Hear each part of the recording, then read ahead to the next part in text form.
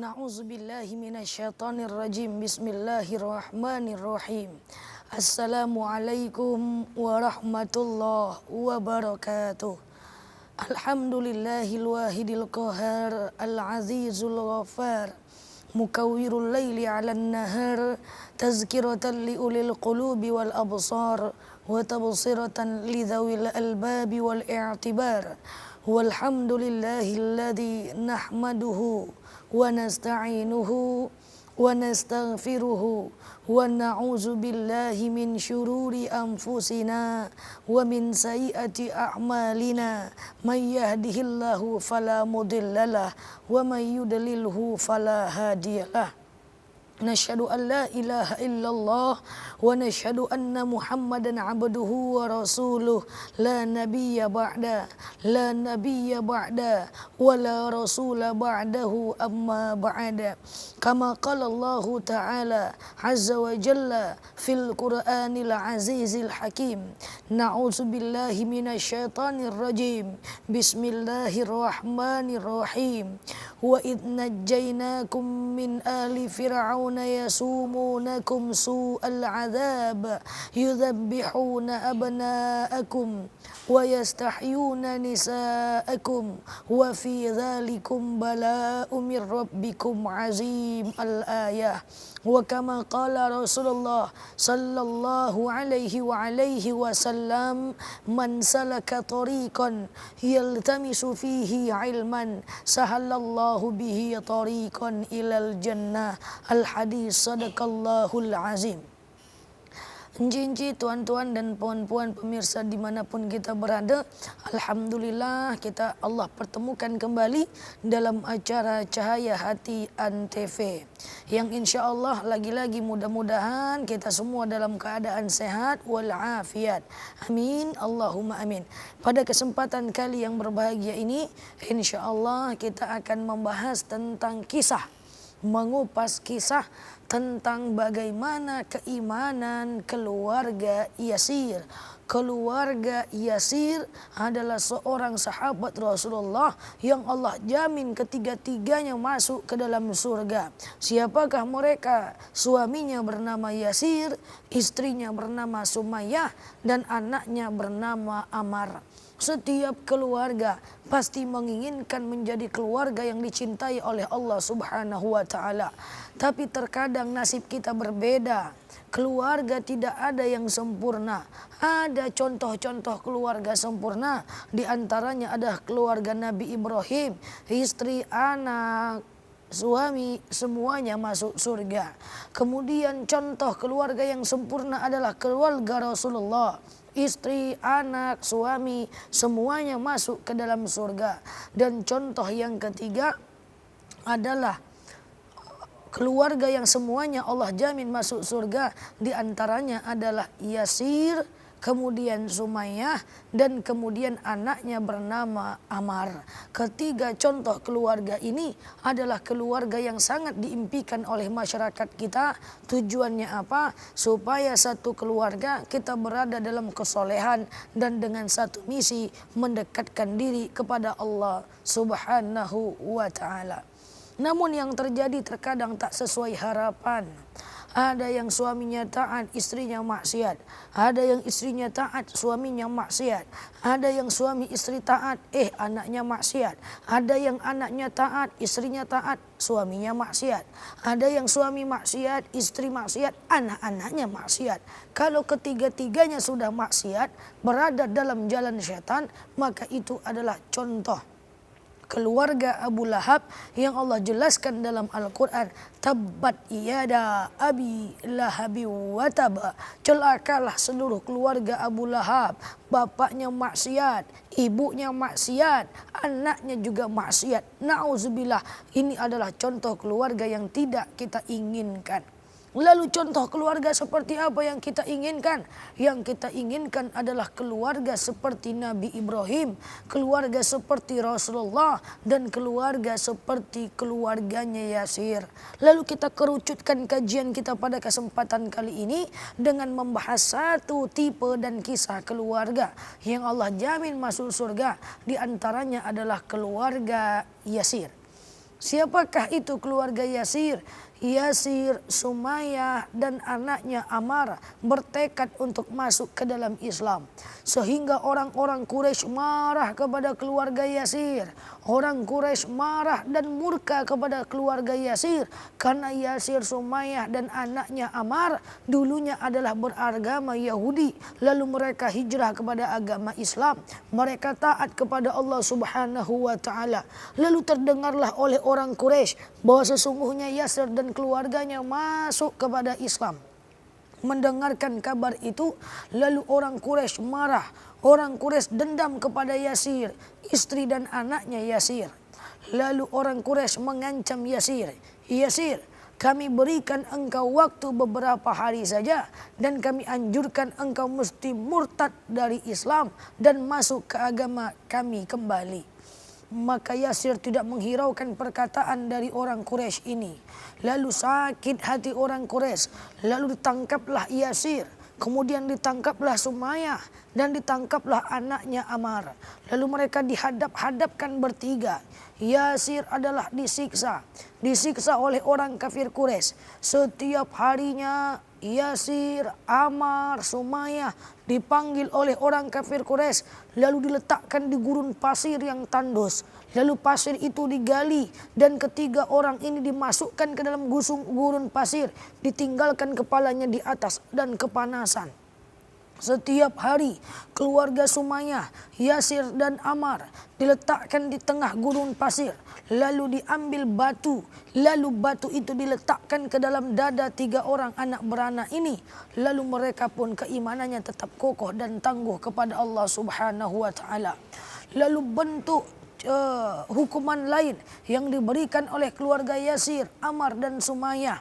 Setiap hari mereka dipanggil untuk pergi ke padang pasir.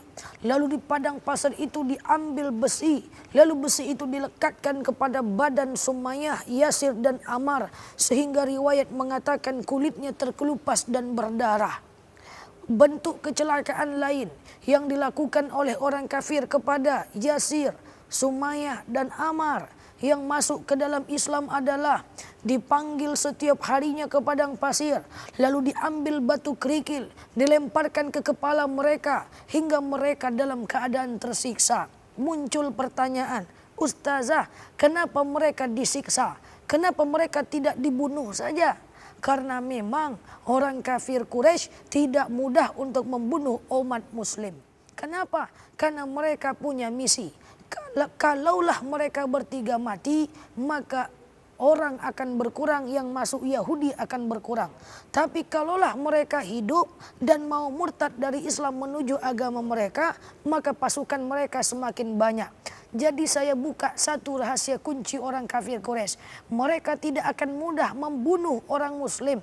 Mereka akan senantiasa menyiksa dengan harapan mereka akan mau keluar dari ajaran Islam.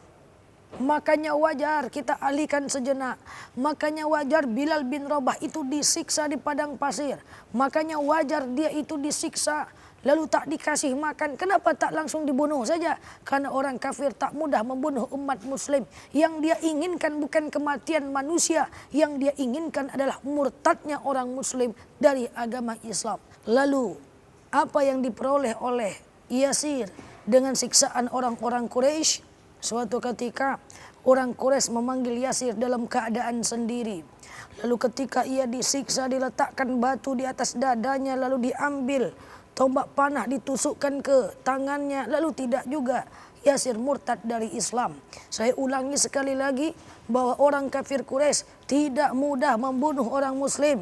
Yang mereka inginkan bukan kematian umat muslim. Yang mereka inginkan adalah murtadnya umat muslim dari agama Islam. Lalu sakit hati orang kafir Quraisy. Ia berharap Yasir menyerah dan murtad dari agama Islam. Ternyata tidak, wahai saudaraku yang tercinta. Akhirnya orang kafir Quraisy mengambil tombak panah lalu tusukkan ke mata Yasir. Ternyata Yasir tak juga menyerah. Akhirnya sakit hati orang kafir Quraisy. Di hadapan mata Sumayyah istrinya, di hadapan mata Ammar anaknya, Yasir pun dibakar dalam keadaan hidup. Kemudian beliau dibakar. Rasulullah hampir setiap hari menyaksikan siksaan yang diberikan oleh kafir Quraisy kepada keluarga Yasir ini.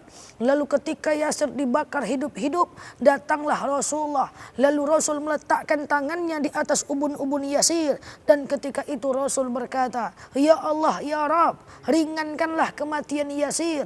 Ringankanlah api ini menjadi dingin sebagaimana engkau telah mendinginkan api buat Nabi Ibrahim." Lalu dinginlah api itu dan Yasir pun mati dalam keadaan syahid. Pemirsa yang budiman, bahwa ternyata Nabi Ibrahim memperoleh mukjizat dari Allah ketika ia dibakar oleh orang kafir. Kemudian kulna yana rukuni bardau wasalama ala Ibrahim. Wahai api, dinginlah engkau untuk Ibrahim.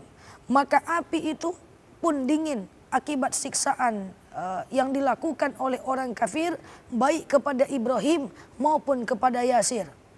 Ini adalah karomah, ini adalah mukjizat dari Allah Subhanahu wa taala menunjukkan kebesarannya. Lalu ada jemaah yang berkata, "Ustazah, kami bisa kok seperti mendapatkan karomah seperti Yasir. Ketika api menyelami tubuh kami, maka api itu akan dingin." Kalaupun bisa, karomah tak dapat diulang. Kita ambil sebuah contoh, Ustazah. Insya Allah saya mendapatkan karomah. Kalau ditabrak bis, saya tidak akan mati. Lalu pergilah ke hadapan bis, lalu ditabrak. Ternyata tidak mati. Itu karomah. Karomah tidak bisa diulang. Besok jangan nabrakkan diri lagi, pasti mati. Misalnya ada tabrakan pesawat, semua orang mati, lalu kita hidup. Itu karomah. Oh, berarti saya sakti, Ustazah, mendapatkan karomah. Saya pengenlah naik pesawat lagi kemudian ditabrak. Iya, pasti bakal mati karena karomah tidak bisa didapatkan dua kali. Yasir ketika ingin dibunuh oleh orang kafir Quraisy, kemudian api itu tidak panas, itu adalah karomah dan tidak bisa diulang lagi. Namun tetap Yasir dalam keadaan mati. Apakah Sumayyah istri Yasir? Apakah Ammar anak Yasir keimanannya runtuh akibat melihat bapaknya disiksa? Tidak sama sekali. Ternyata Sumayyah pun demikian. Sumayyah disiksa oleh orang kafir Quraisy di hadapan Ammar anaknya. Bagaimana siksaan kepada Sumayyah? Ditusuk matanya, ditusuk badannya. Lalu saya mohon maaf wahai pemirsa yang berbahagia, orang kafir Quraisy bertanya kepada Ammar, "Ammar, tidakkah engkau ingin keluar dari Islam?" Ammar berkata, "Aku cinta Allah dan cinta Rasulullah. Demi Allah aku takkan keluar dari Islam." Sakit hati orang kafir Quraisy, lalu diambil pedang ukuran 2 meter. Ketika diambil pedang ukuran 2 meter itu, lalu ditusukkan ke dada Sumayyah hingga tembus ke tenggorokan, dari jantung hingga tenggorokan. Dan Sumayyah pun mati dalam keadaan disiksa. Melihat Sumayyah disiksa, apakah Ammar merasa sedih? La, sekali-kali tidak wahai pemirsa yang budiman. Sama sekali Ammar tidak meneteskan air mata setelah melihat bapaknya disiksa, setelah melihat orang tuanya disiksa, ibunya disiksa. Apakah Ammar merasa sedih? Tidak sama sekali. Penyiksaan bertubi-tubi didapati oleh Ammar. Mudah-mudahan Allah memberkati beliau. Ammar kemudian dilarikan ke padang pasir, lalu dibenamkan ke dalam pasir, diambil air panas, lalu direndam kakinya ke dalam air panas. Ammar pun tidak bergeming untuk keluar dari Islam. Lalu diambil tangannya, lalu dikuliti sebagian tangannya. Ammar pun tidak bergeming masuk ke dalam agama Yahudi. Lalu penyiksaan orang kafir semakin menjadi-jadi. Suatu ketika Ammar ditidurkan di terik padang pasir yang luar biasa tandus. Lalu diambil batu besar, ditaruh ke dalam dada Ammar. Lalu Ammar dibiarkan berjam-jam dan tidak dikasih makan. Saat penyiksaan yang luar biasa, diterik matahari, lalu diambil batu besar diletakkan ke dalam dada Ammar. Lalu Ammar tak diberikan makan sama sekali. Saat itulah Ammar dalam keadaan pingsan dan setengah sadar. Saat ia setengah sadar lalu dia berkata, lalu orang kafir berkata, "Apakah engkau murtad dari Islam?" Tak sadar maka Ammar pun berkata, "Iya." "Apakah engkau ingin murtad dari Islam?" Tak sadar Ammar pun berkata, "Iya." Yang ketiga kalinya, "Apakah engkau ingkar kepada ajaran Muhammad?"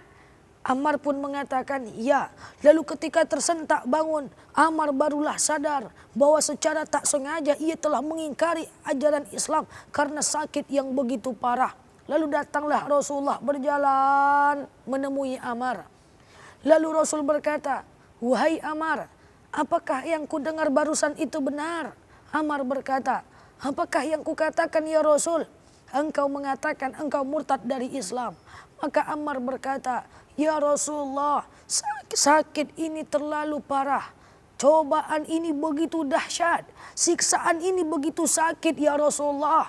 Bahkan ketika orang kafir berkata apakah saya ingin keluar dari Islam, secara tak sadar, tak sengaja aku mengatakan iya ya Rasulullah." Lalu Ammar berkata, "Apakah aku telah murtad ya Rasul? Sungguh aku tak sadar ketika mengatakan iya, saking siksanya yang teramat kuat." "Lalu ya Rasulullah, apakah ketika aku mengatakan aku murtad, ketika disiksa dalam keadaan tak sadar, apakah betul aku murtad ya Rasulullah? Begitu susah aku menjaga keimananku, begitu rumit aku menjaga ketakwaanku kepada Allah, sampai orang tuaku meninggal, bapak ibuku mati disiksa di hadapanku ya Rasulullah. Sakitnya rasa syahid itu membuatku tak sadar sehingga aku mengatakan murtad dari Islam. Ya Rasulullah, tidakkah Allah memaafkan aku? Tidakkah engkau memaafkan aku ya Rasul? Demi Allah dan Rasulnya, ketika aku mengatakan murtad dari Islam, aku tak sadar ya Rasulullah, saking sakitnya penyiksaan itu. Ya Rasulullah, sungguh aku telah menyesal. Aku mengatakan murtad saking sakitnya yang kurasa." Maka Rasul berkata, "Jangan khawatir wahai Yasir, sesungguhnya Allah memaafkan kesalahanmu." Yasir pun tetap dalam penyesalan. Susah payah ia jaga keimanan, namun karena ketidaksengajaan dan dalam ketidaksadaran ia mengatakan bahwa ia murtad. Wahai pemirsa yang budiman, bahwa sesungguhnya keimanan Ammar yang luar biasa ini, Ammar bin Yasir, Ammar anaknya Yasir yang luar biasa ini menjadikan satu momentum bagi kita bahwa keimanan yang luar biasa. Maka apa hikmah yang bisa kita ambil dari keluarga Yasir yang beristrikan Sumayyah dan beranakkan Ammar? Yang bisa kita ambil kesimpulan adalah bahwa pertama, ternyata kalau keimanan yang menjadi pondasi kita, walaupun tubuh tersengkal-sengkal, walaupun keadaan tidak berpihak pada kita, tapi keimanan kepada Allah tidak akan mengelunturkan keimanan kita kepada Allah Subhanahu wa taala. Hikmah pertama yang kita ambil dari cerita keluarga Yasir adalah kita dianjurkan untuk menanamkan ketaatan kepada Allah sekalipun kita menjadi tidak bahagia. Pemirsa yang budiman, apakah ketika kita patuh kepada Allah maka kita akan pasti bahagia? Belum tentu. Terkadang ketaatan kita kepada Allah mendatangkan derita yang luar biasa. Terkadang keimanan kita kepada Allah mendatangkan derita yang luar biasa. Terkadang jalan menuju Allah itu berduri dan tertatih-tatih. Maka semakin rumit kita mendekati Allah, semakin susah kita untuk taat kepada Allah, semakin besar musibah yang kita hadapi dalam rangka mendekatkan diri kepada Allah, maka itulah keimanan yang luar biasa. Apakah setiap ketaatan akan berbuah manis? Belum tentu wahai pemirsa. Terkadang ketaatan mendatangkan derita. Itulah yang dihadapi oleh keluarga Yasir yang beristrikan Sumayyah, yang beranakkan Ammar. Ketaatan mereka kepada Allah menghasilkan derita. Lalu apakah ketika misalnya masyarakat Riau dalam keadaan miskin, menderita, bersusah payah, pertanda ia tidak baik dan tidak taat? Belum tentu. Bisa jadi kemiskinan menghantarkan kita kepada ketaatan. Apakah musibah pertanda laknat Allah? Belum tentu. Bisa jadi derita musibah mendatangkan kepada kebaikan. Apakah ketika kita dirundung mara bencana, mara bahaya itu bertanda bahwa Allah murka? Belum tentu. Bisa jadi itu cara Allah untuk meningkatkan keimanan kita. Ketaatan kepada Allah sekalipun berbuah derita, maka itulah keimanan yang sesungguhnya. Yang kedua, hikmah dari cerita Ammar bahwa sesungguhnya ketika kita dalam keadaan terjepit, ketika kita dalam keadaan tersiksa, lalu kita mengikrarkan berpura-pura murtad di jalan Allah, Allah untuk mengamankan posisi kita, maka hukumnya boleh. Itulah yang dilakukan oleh Ammar agar ia tidak disiksa. Lalu ia mengatakan saya murtad. Maka kepura-puraan dalam kondisi terdesak untuk berpura-pura murtad, hukumnya boleh, tentu dalam kondisi yang terdesak. Terakhir yang ketiga, hikmah dari cerita Yasir, Ammar dan Sumayyah ini adalah mereka keluarga hamba Allah yang siap untuk hidup menderita akibat ketaatan mereka kepada Allah Subhanahu wa taala. Ketika Yasir dibakar oleh orang kafir Quraisy, lalu Rasulullah meletakkan tangannya, kulna ya naru kuni bardaw wa salama ala Yasir, dinginlah engkau wahai api. Lalu api itu dingin dan Yasir pun mati dalam keadaan syahid. Yasir, Sumayyah, Ammar menginginkan mati dalam keadaan syahid. Mereka menggunakan satu fakta, ish azizan au mut syahidan, hidup mulia atau mati dalam keadaan syahid. Jika ini bisa kita amalkan, kita ambil ibrah, hikmah dalam kehidupan kita, saya yakin keluarga kita akan menjumpai surga Allah Subhanahu wa taala. Kita akhiri pertemuan kita dengan kafaratul majlis. Subhanakallahumma wa bihamdik, nasyhadu an la ilaha illa anta, nastaghfiruka wa natubu ilaih. Sampai jumpa di acara Cahaya Hati Antv berikutnya dengan tema yang berbeda bersama saya insya Allah. Assalamualaikum warahmatullahi wabarakatuh.